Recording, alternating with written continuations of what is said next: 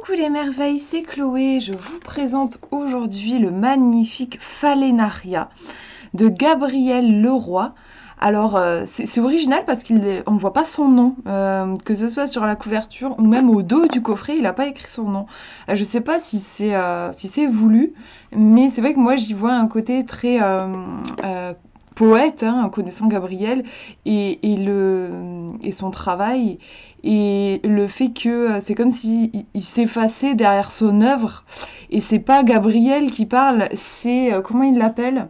Archéosia Noxis, voilà, rêveuse et émissaire du peuple sélénite.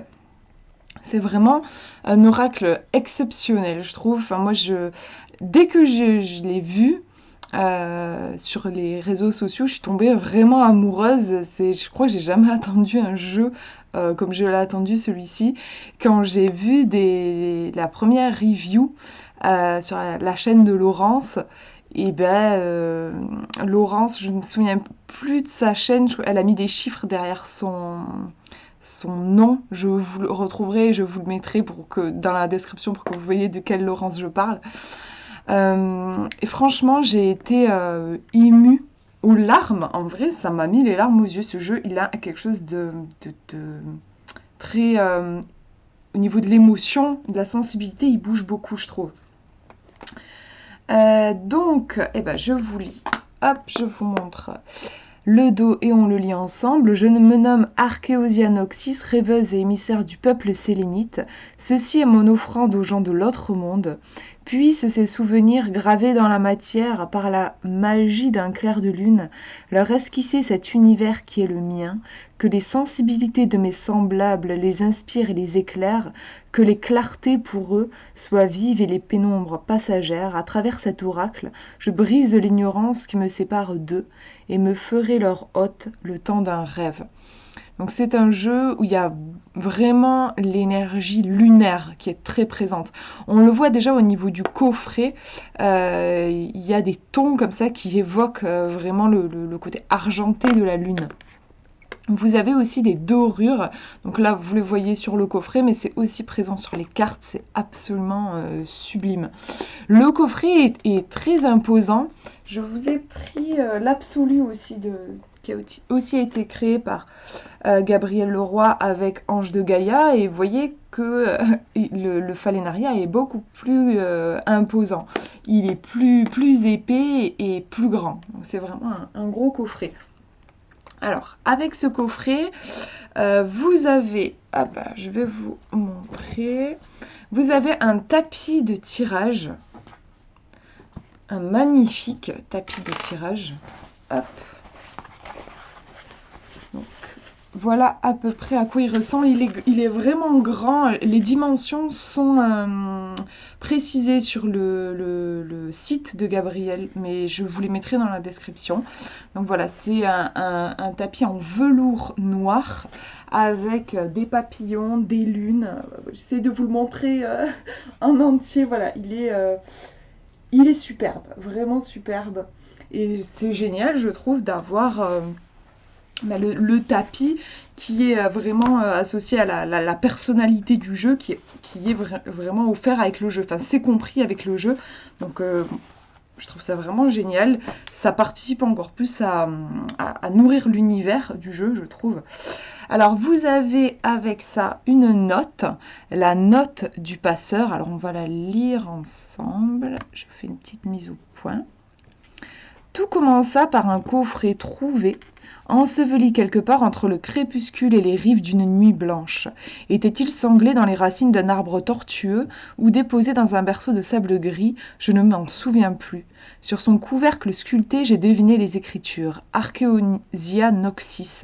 Des mots n'ayant, je pense, aucun sens dans aucune langue connue, mais qui pourtant m'évoquent quelque chose de très ancien. J'ai découvert à l'intérieur un carnet d'écriture d'énigmatiques emblèmes gravés sur des galets et de mystérieuses feuilles rectangulaires de la taille d'une main, faites de manière indéfinissable. De ce que j'ai compris ensuite, ces cartes étranges sont des ambres sélénites, fragiles objets dont chaque surface, à la faveur d'un clair de lune, a capturé le souvenir d'un habitant de cet autre monde. Faites d'images et de murmures, leurs mémoires exposées ont projeté mon esprit au cœur d'une autre civilisation, d'un monde aux multiples lunes peuplées de sélénites et de créatures fascinantes. Existe-t-il ? J'en ai douté un instant. N'était-ce pas simplement une vaste fantasmagorie jaillie de mon esprit avide de merveilleux ? Juste un reflet de la quête intérieure à laquelle nous sommes tous confrontés. Puis les mois ont passé. Je ne sais comment j'ai retranscrit dans notre langue les mots ancrés dans le carnet. En les relisant, j'ai compris les pouvoirs de l'oracle que j'avais entre les mains. Son univers est véritable. Archéosia est le nom de celle qui, depuis fort longtemps, susurre à mon âme au cœur de mes oniriques échappés. Elle attendait de moi que je ramène son héritage dans notre monde. Je devais recréer ces ombres sélènes, leur donner corps et je l'ai fait. On a vraiment l'idée ici du poète qui est un passeur, en fait, je trouve, un intermédiaire entre les mondes. L'objet vous paraîtra peut-être mystérieux, voire labyrinthique. Rassurez-vous, il le reste aussi pour moi, mais je suis persuadée que c'est dans la déroute de l'esprit que l'on perçoit inconsciemment les choses les plus parlantes. Je trouve ça très puissant et très vrai. C'est donc un honneur pour moi de porter aux yeux du monde les poésies d'Archéosia et toutes les valeurs liées à cet oracle qu'elle a laissé pour nous dans un coffret au bord d'un songe. Gabriel Leroy. Donc on est tout de suite plongé dans l'univers, je trouve. Donc ça, en fait, c'est à l'extérieur du livret, donc c'est comme une première porte. On n'a pas encore ouvert le coffret, que déjà on commence à rentrer dans l'univers. Alors, le coffret, hop, je l'ouvre et je vous montre l'intérieur. Donc on a vraiment ce côté, comme je vous disais, clair de lune. Du coup, l'ombre de la nuit, la nuit qui est obscure, et toujours cette lumière argentée. Hop. À l'intérieur, vous avez un livret, je vais vous montrer tout ça. Le livret, un pochon, donc je disais sombre, la nuit encore une fois. Et à l'intérieur, ça c'est le petit truc particulier, il y a beaucoup de choses particulières avec ce jeu, mais en tout cas, un des petits secrets du jeu, c'est qu'il y a des runes. Donc des runes, ce ne sont pas des runes de sorcières ou des runes vikings, ce sont des runes créées vraiment par Gabriel. Elles sont absolument magnifiques, je vais vous les montrer une par une. Et c'est je crois que c'est de l'aventurine, la pierre sur laquelle elles sont gravées. C'est juste trop beau. Je les mets de côté, je vais vous les montrer. Là, je finis de vous montrer l'intérieur du coffret. Voilà. Vraiment magnifique. Avec cette dame lune. On est sur un jeu très, très yin, en fait. Une énergie très yin, je trouve. C'est trop beau aussi. J'étais en train de poser le coffret sur le côté et je remarquais. Vous voyez, en fait, je ne sais pas si c'est voulu, mais tout est parfait dans ce jeu et tout concorde parfaitement. Là, en fait, c'est juste, je l'ai posé comme ça, machinalement, sans faire gaffe. Et en fait, je me suis dit, mais ça crée un dessin. En fait, les choses se rejoignent parfaitement. Donc, je ne vous avais pas montré, en effet, ce pont. Je disais, cet oracle, c'est un pont entre notre monde et un monde très onirique. Hop, la pleine lune, enfin une lune toute blanche et une lune toute noire, vous allez voir que c'est quelque chose qu'on retrouve dans le jeu. Du coup, je vous montre aussi les détails de la boîte, du couvercle en fait, du haut de la boîte. Donc, les runes, je vous les montre. Hop. Donc là, on voit un petit oiseau qui s'élève. Bien sûr, la signification des runes est donnée dans le livret. Chaque rune a une spécialité. Alors, je ne connais pas encore par cœur la signification de toutes les runes. J'ai le jeu que depuis hier. Bon, celle-ci, c'est le plus simple à retenir. C'est ce point-là, en fait, ça va nous représenter. C'est comme une rune qui pourrait être apparentée au signifiant quand on prend une carte, quand on tire les cartes, quoi. Donc là, ça nous représente. Hop, vous avez celle-ci. Celle-là, je la connais bien parce qu'en fait, c'est rigolo, elle est beaucoup plus claire que les autres. Du coup, elle a attiré mon attention et je me suis particulièrement concentrée sur sa signification. Et c'est l'arbre de chair, donc relié au corps et notamment à la santé. Vous avez celle-ci que j'ai retenue aussi dans le sens les objectifs, la réussite dans les objectifs. Hop, et la dernière. Donc vous en avez 6, je crois, 7. 1, 2, 3, 4, 5, 6, 7. Voilà, 7 runes. Alors, le livret. Le livret, je ne sais pas si vous allez bien voir la caméra, mais il y a des reflets. C'est pas une couverture cartonnée simple.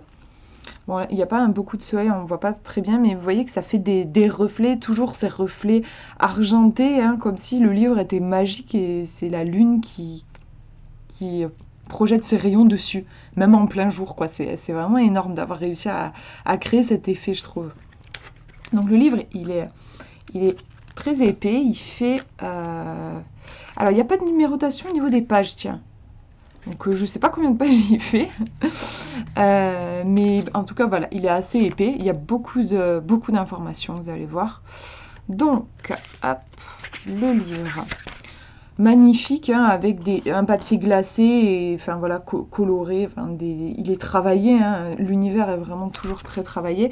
Donc au début là, vous avez un texte qui va vous permettre aussi de rentrer dans l'oracle. Bon, je ne vais pas tout vous lire, je vais vous laisser aussi le plaisir de la découverte. Ensuite, on a les lames. Voilà, je vous montre les détails du livret. On se croirait... c'est vrai qu'il y a un côté assez elfique. Ça pourrait presque faire penser au Seigneur des Anneaux, hein, je trouve. Il y a cet univers, la façon dont c'est représenté dans le film, en fait. Ça me fait penser à ça.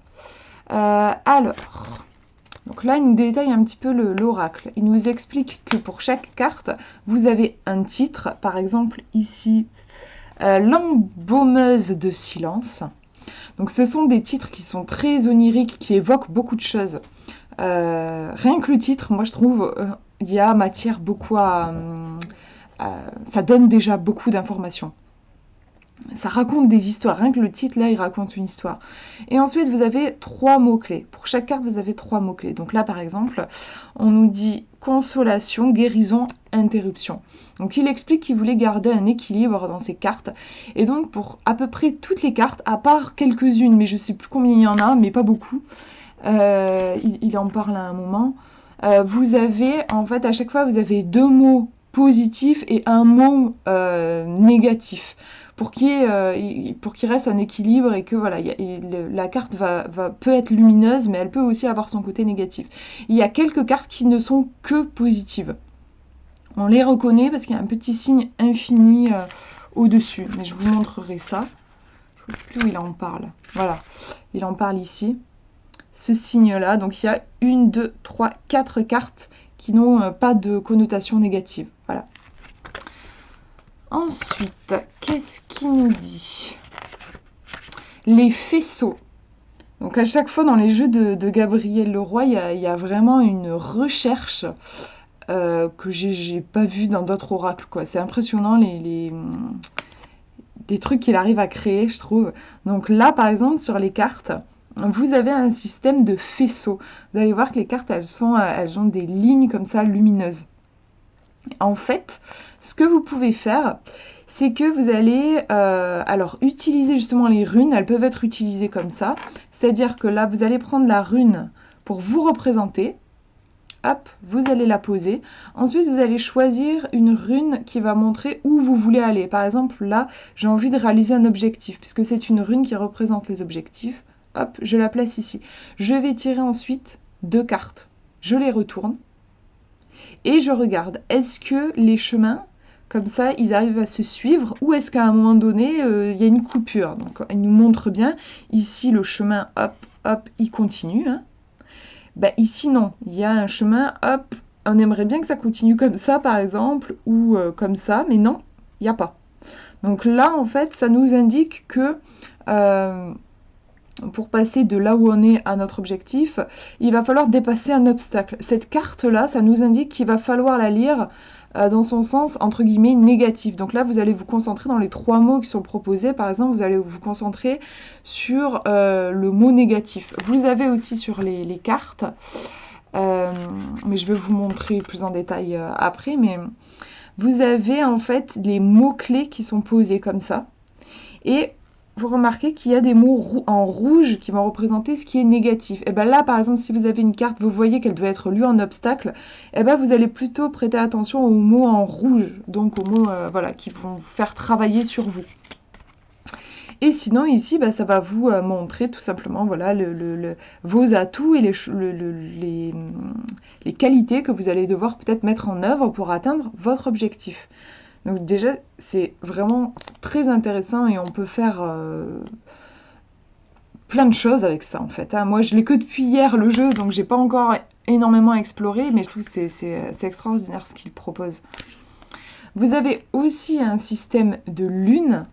Donc en fait, ça se passe au bord des cartes ici. Quand vous rejoignez les cartes entre elles, et ben ça va former des lunes. Alors vous avez des lunes comme ça qui ne sont pas pleines. Donc là, ça va signifier un non. Et quand elles sont pleines, qu'elles soient toutes blanches ou toutes noires, ça signifie un oui. Du coup, bah, vous pouvez répondre à une question par oui ou par non avec ce système-là. Je vous en parlerai plus en détail à la fin parce qu'il donne, il donne des tirages à la fin justement et il détaille un petit peu ça. Ensuite, vous avez les grandes familles, en gros on pourrait dire, il appelle ça la voie. Vous avez donc 9 cartes par famille, donc là aussi rien n'est laissé au hasard, hein, là. Il y a vraiment un respect ici de la numérologie en fait. Vous avez la voie de l'air, donc qui est représentée, on le voit en fait à ce niveau-là, en haut des cartes, vous avez un dessin comme ça. Vous avez le numéro de la carte au centre. Donc là, par exemple, la numéro 7 de la voie de l'air qui nous parle des mouvements et des possibilités. Vous avez la voie de l'eau, épreuve et guérison. La voie du vif argent, apparence et relation. La voie de l'anthracite, corps, nature, authenticité. Voie du clair-obscur, ambiguïté et extrême. Voie du saphir, esprit et noblesse. Donc vous voyez qu'en fait déjà on a énormément d'informations. Je trouve que c'est ce qui se passe dans tous ces jeux, mais celui-ci c'est peut-être encore plus prononcé, c'est qu'il y a une densité. Vraiment il y a énormément d'informations. Moi ce que je vous conseille c'est de peut-être pas tout étudier en même temps. Enfin moi personnellement quand je fais un tirage je me dis je vais par exemple me concentrer sur les faisceaux lumineux. Je vais utiliser les faisceaux lumineux et les runes. Où je fais un tirage, je ne me concentre que sur l'illustration, parce qu'il y a des illustrations qui sont hyper riches aussi, où je vais me concentrer sur l'illustration et faire attention spécialement à la voix qui est utilisée, parce que ça nous donne des informations, tout peut être décrypté en fait. Et pour moi, si on essaye enfin moi en tout cas, si j'essaye de tout décrypter, ça me fait trop d'informations en fait, et je suis perdue. Donc je préfère moi me cibler sur Avant de faire un tirage, je me dis je vais me concentrer sur ça, et ensuite je vais étudier pleinement ces aspects-là. Ensuite, eh ben, vous avez les cartes. Je vous montre la page, voilà, la voie de l'air par exemple ici. Donc, il nous montre là comment reconnaître. Quand on est dans la voie de l'air, bah, vous avez cette illustration-là en haut de la carte. Donc là par exemple, première carte. Donc pour chaque carte, vous avez un texte qui est en fait un texte poétique, on va dire ça comme ça. C'est pas forcément... Enfin, des fois, vous en avez qui sont représentés vraiment avec des quatrains. Clairement, on pourrait dire un poème. Sinon, oui, on pourrait dire des textes poétiques. Donc là, ce sont des textes qui vont vraiment parler à notre sensibilité. On le lit, enfin moi en tout cas, je le lis comme une histoire et je laisse venir les sensations, les impressions. C'est un truc très sensitif, je trouve. Je sais pas comment le dire autrement. Et sinon, ensuite, ici, vous avez vraiment un aspect peut-être, enfin, j'allais dire plus divinatoire. Non, parce que justement, la poésie, je trouve que c'est un outil très puissant pour la divination. Mais peut-être plus concret Ici, ça va parler à notre cerveau droit, peut-être à à notre cerveau intuitif. Et là, on a quelque chose d'un peu plus logique qui va parler à notre cerveau, voilà, peut-être un peu plus cartésien. Donc, vous avez des mots-clés qui sont, par exemple, qui se trouvent sur les faisceaux lumineux. Donc, par exemple, si vous travaillez avec les faisceaux, que vous voyez un chemin qui se dessine, vous allez faire attention particulièrement aux mots qu'il y a sur les faisceaux. Donc je vous disais, vous avez en rouge les mots là qui vont plutôt représenter les failles liées à la carte. Vous avez des petites réflexions qui sont proposées ici.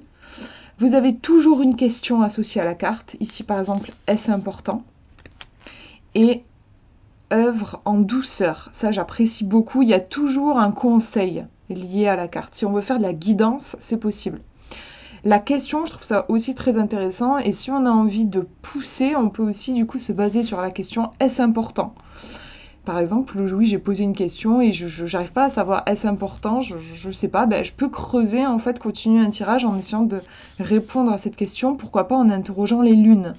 Comme je vous ai montré au début, on va pouvoir rassembler des cartes et voir ce que le tirage nous dit. C'est un jeu en fait, je trouve, qui se vit dans l'instant. Il y a vraiment un dialogue qui s'instaure et voilà, des fois je commence un tirage et puis en fait je sens que ça me demande plutôt d'aller vers là, du coup j'y vais, enfin c'est vrai que c'est pas un jeu peut-être que... Non, c'est pas un jeu que je conseillerais aux débutants parce que je pense qu'on risque de se sentir déjà peut-être envahi de beaucoup d'informations, de pas trop savoir quoi prendre, et c'est un jeu qui demande, je crois, de se faire confiance beaucoup en fait. Donc voilà, vous avez ça pour chaque carte. Donc, vous voyez, on retrouve à chaque fois les mots en rouge, à part pour les cartes qui n'ont pas de négatif, hein, les quelques cartes que je vous ai montrées au début, et les mots reliés au faisceau, et des fois vous avez même des trucs qui ne sont pas spécialement reliés au faisceau, qui se trouvent là par exemple. Voilà, là aussi, j'adore le fait qu'à chaque fois ils proposent des petites réflexions. Voilà pour les cartes, et après vous avez à la fin des tirages proposés. Hop. Et alors il va nous parler des runes, voilà. Ces mystérieuses runes. Il nous en parle, donc il nous explique ici par exemple voilà, ce que je vous disais ici, l'ambition, les objectifs de nos actions, aboutissement de nos intentions, succès dans nos travaux. Cette rune va parler de tout ça. On a le briseur de sorts, liberté, délivrance d'une contrainte, dépassement d'un blocage ou d'un problème. Fruit des 7 lunes, abondance, fortune, bien matériel ou autre. Savoir grand nombre. Les ailes de l'âme. Évolution, avancement vers le mieux, changement d'attitude, épanouissement spirituel. L'arbre de chair, je vous parlais de rapport à la santé. Et le cœur profond, sentiment ou essence profonde de quelque chose qui vous tient à cœur, quelque chose qui est très relié au chakra du cœur. Et ensuite, oui, voilà, la petite reine qui va pouvoir être utilisée pour vous représenter. Du coup, ces runes, je vous montrerai après en fait. Je vous montrerai quand je vous montrerai les cartes. Hop, donc voilà.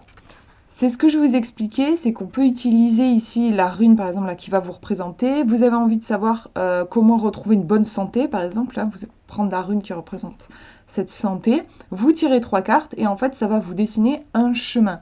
Donc vous allez voir peut-être que le chemin à un moment va être rompu, va y avoir un obstacle, donc là il va falloir prêter vraiment attention à cette carte et travailler à ce niveau-là. Et sinon, moi je vous invite à aller regarder spécialement les mots qui se trouvent sur les faisceaux en question. Parce que vous voyez par exemple, là, il y a d'autres faisceaux qui sont représentés, on en a un qui traverse là et là. Mais ils ne vont pas être utilisés entre guillemets puisque c'est celui-ci qui va rejoindre celui-là. Donc vous pouvez en fait vous rendre sur la page liée à cette carte et chercher quel est le mot-clé relié à ce faisceau-là. Il va avoir son importance. Voilà, le tirage ensuite de la larme du lac, là c'est un tirage plus simple entre guillemets, où vous allez tirer une carte, une seule carte, et ensuite vous allez piocher au hasard une rune. Moi ce que je fais c'est qu'en fait je les mets dans le pochon noir, puisqu'il n'y a plus les cartes je les ai étalées sur la table, je les mets dedans pour pas les voir et j'en prends une comme ça au toucher, celle qui m'attire au niveau du toucher. Et donc ouais, vous allez la positionner sur la carte. Ça va en fait, suivant la rune que vous avez tirée, ça va vous indiquer sur quel domaine est affecté par la carte. Donc par exemple, si vous tirez celle-ci, bah oui, ça va être au niveau du corps qu'il se passe quelque chose. Ici, ça va être plutôt un travail sur vous à faire. Je sais plus, il y en a une, c'est la rune de la libération, il me semble que c'est celle-là, mais je sais plus. Enfin bref, voilà, vous avez compris l'idée. Et comme il n'y a absolument rien qui est laissé au hasard, Gabriel vous propose de regarder où est-ce que vous avez posé la rune sur votre carte, à quel endroit vous l'avez posée, et regardez déjà éventuellement au niveau de l'illustration, qu'est-ce que la rune côtoie, qu'est-ce qu'elle touche, ça peut être interprété, et vous pouvez aussi aller regarder dans le livret. Par exemple, sur voilà, vous avez en fait ici la retranscription de la carte en grand. Et regardez, par exemple, si vous l'avez placé la rune comme ça en bas à droite, et ben, il va y avoir le besoin, le manque, le fantasme, la frustration qui entre en jeu. Vous voyez, en fait, vous pouvez vraiment utiliser les cartes comme des cartes dans le sens des cartes pour se repérer, quoi, des cartes au trésor. Enfin, c'est hyper riche ce qu'il a créé, moi j'adore. Et vous avez un grand tirage. J'avoue que je crois que celui-ci, je ne vais pas me lancer dedans. Parce que comme je vous disais, moi, quand j'ai trop d'informations, je bug. Et là, avec autant de cartes, je pense que je n'y arriverai pas. Déjà, trois cartes avec un jeu comme celui-ci aussi riche, moi, je n'irai pas au-delà de 3 cartes, je crois, en fait. Mais si vous c'est quelque chose qui vous parle, les grands tirages, bah, vous avez là un magnifique tirage à faire avec toutes les runes en plus. Ça, c'est sûr qu'il y a moyen d'avoir beaucoup d'informations, je pense.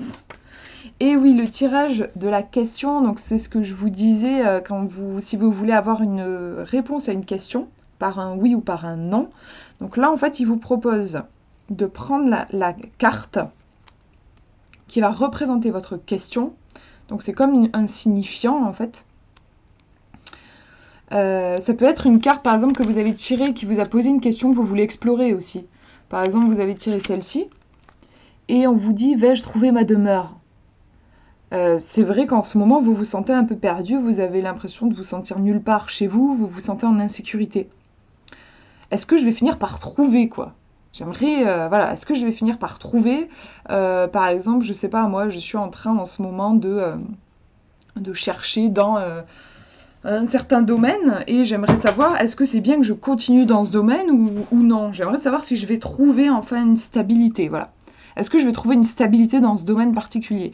Donc là, eh ben, je prends cette carte, donc la carte de la demeure, je sais pas comment elle s'appelle, la première cité Célène, voilà. Et ensuite, il vous propose de prendre 4 cartes que vous allez poser, donc une ici, une ici, une ici et une ici. Ça va donner le contexte. Déjà, ça va vous donner des informations. Et en plus, ça va compléter les lunes. Toutes les lunes, là, elles vont être complétées. Et il vous propose d'aller piocher au hasard et de poser sur chaque lune une rune. Donc vous allez découvrir, en fait, ensuite vous enlevez les runes, vous regardez, donc vous allez découvrir certaines lunes seront pleines et d'autres non. Donc quand elles sont pleines, c'est un oui, et quand elles ne sont pas, c'est un non. Et du coup, en fait, vous allez pouvoir interpréter avec votre rune dessus. Par exemple, oui, lié à cette rune-là. Alors je ne me rappelle plus ce qu'elle veut dire, celle-ci. Par exemple, je vais essayer de retrouver. Celle-ci, elle signifie, oui, les sentiments, voilà. Donc là, par exemple, oui, au niveau du cœur, je vais trouver une stabilité. Voilà, ça me dit oui, au niveau du cœur, je vais trouver une stabilité. Mais peut-être que sur un autre coin de la carte, je vais avoir la carte, la rune liée au corps.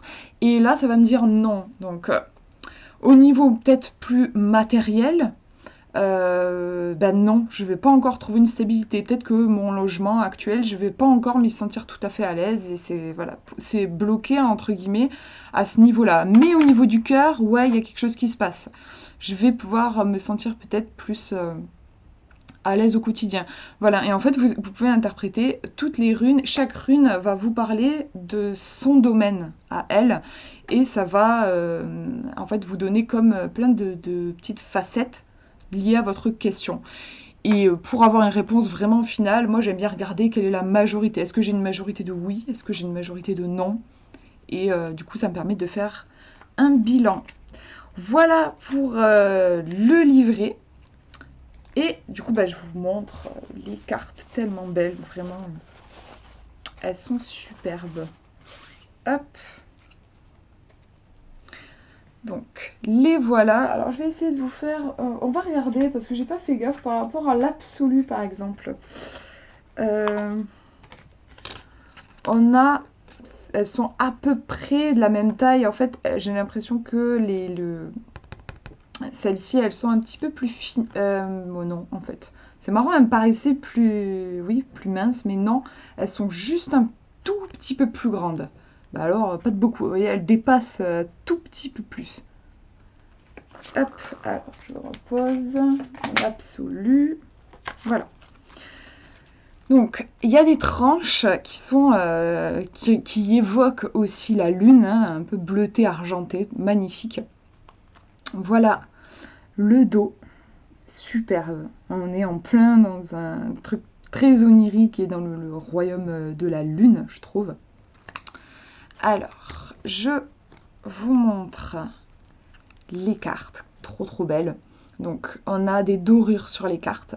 Et j'ai remarqué en plus qu'on peut aussi les interpréter, ces dorures. Elles peuvent parfois former un chemin. Par exemple, là on remarque que les dorures se trouvent plutôt, si on fait un tirage avec ces deux cartes, les dorures se trouvent plutôt sur le haut de la carte. Donc il y a peut-être une activité qui se passe plutôt au niveau de l'esprit, au niveau du mental, ou peut-être du chakra coronal, en tout cas en haut. J'ai remarqué que voilà, on peut aussi interpréter, ça fait une piste en plus. Hop, je vais le poser ici. Donc là, on a le mausolée des temps enfuis, pardon. Et donc toujours les 3 mots.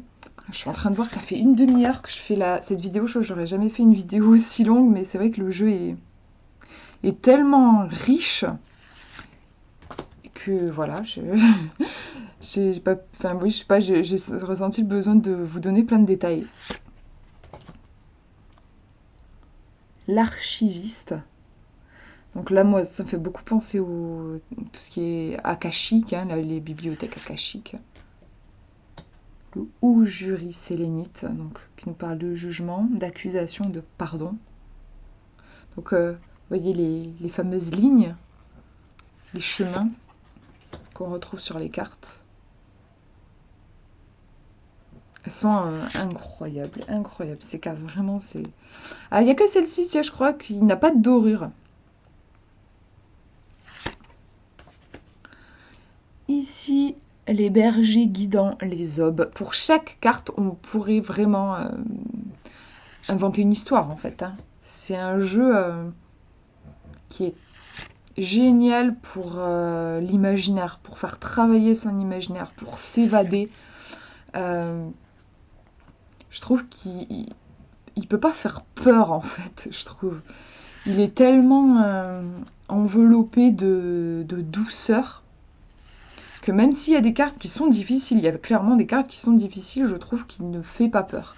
Je dis ça parce que c'est vrai que je suis assez sensible, moi, il y a parfois des jeux qui me heurtent.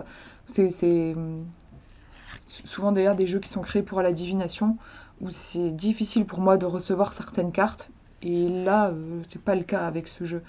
C'est tellement riche ce qu'il nous raconte, ça se limite pas à une carte choc en fait.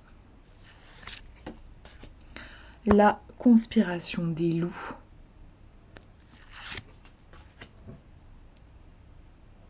On peut aussi utiliser les cartes vraiment en intuition, hein, en intuitif. Là, même sans avoir lu le titre, on voit tout de suite la joie, on la ressent tout de suite. L'antre des énigmes. Celle-là, elle est énorme aussi. Graphiquement, c'est incroyable. Corruption des corps. La machinerie du crépuscule. J'adore les thèmes qu'il a choisis aussi. La rôdeuse aux iris d'or. La reine défunte. C'est trop, je sais pas, c'est énorme les titres qu'il a trouvés. Je trouve, franchement, la limite, les cartes, elles seraient toutes noires, il y aurait juste le titre. Mais déjà, en fait, il y a tellement à dire, il y a déjà tellement à interpréter, je trouve, rien que dans le titre, en fait. C'est impressionnant la densité qu'il y a dans ce jeu. La promesse d'un nouveau monde. Elle est trop trop belle. Je crois que c'est la première. Ouais, numéro 1. Et c'était quand j'ai découvert le jeu, c'était la première. Donc je vous disais, il y a des cartes douloureuses. La vie éclose du martyr, épreuve, douleur, résilience. Mais je sais pas, dans la façon dont c'est représenté, dans la beauté des mots qui sont utilisés, ça me choque pas en fait. Et j'arrive à en ressentir la richesse. C'est important pour moi quand quand il y a des cartes qui font un peu mal, entre guillemets, c'est important que je ne me sente pas bloquée face au jeu, en fait. Sinon, c'est pas des jeux que je garde parce que c'est trop trop belle aussi celle-là. Parce que j'ai envie de travailler. C'est important pour moi de travailler sur les zones d'ombre. Magnifique avec le bord en doré. Donc là, vous voyez, on a l'infini, le signe de l'infini. Donc c'est une carte qui n'a que une interprétation positive. Et je crois que ces cartes-là, elles sont toutes encerclées de doré. Il me semble, parce que ce matin, j'en ai tiré une, et j'ai tiré une comme ça, là, avec l'infini, et elle avait aussi le cadre doré comme ça. C'est vrai que ça donne un côté très, très précieux.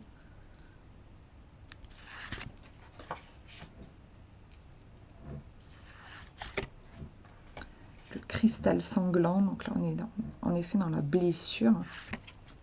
Hop.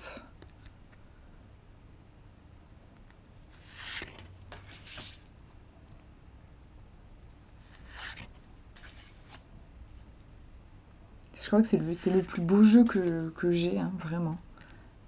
Superbe.